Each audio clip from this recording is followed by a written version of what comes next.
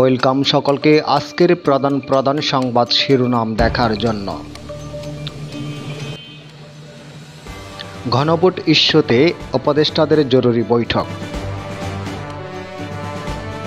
যারা গণভোটের বিপক্ষে অবস্থান করে তারা দেশের শত্রু, বললেন জামায়াতের সেক্রেটারি।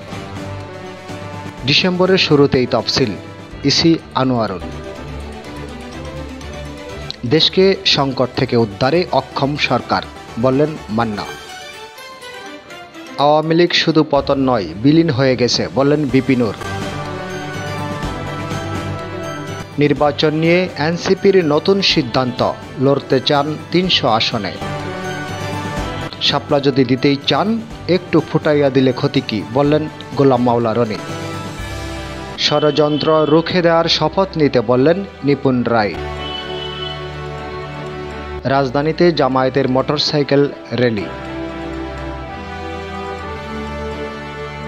কার্যক্রম নিষিদ্ধ আওয়ামী লীগের এ বছর প্রায় 3000 নেতাকর্মীকে গ্রেপ্তার করা হয়েছে। নির্বাচন কমিশন যেসব সিদ্ধান্ত নেয় তার কোনো নীতিমালা নেই, বললেন হাসনাত আব্দুল্লাহ। রাজধানীতে নির্বাচনী শোডাউন শুরু করল জামায়াত। 54তম জাতীয় সমবায় দিবসে দেশবাসীকে শুভেচ্ছা প্রধান উপদেষ্টার। পরবর্তী আপডেট পাওয়ার জন্য চ্যানেলটি সাবস্ক্রাইব করুন। ধন্যবাদ।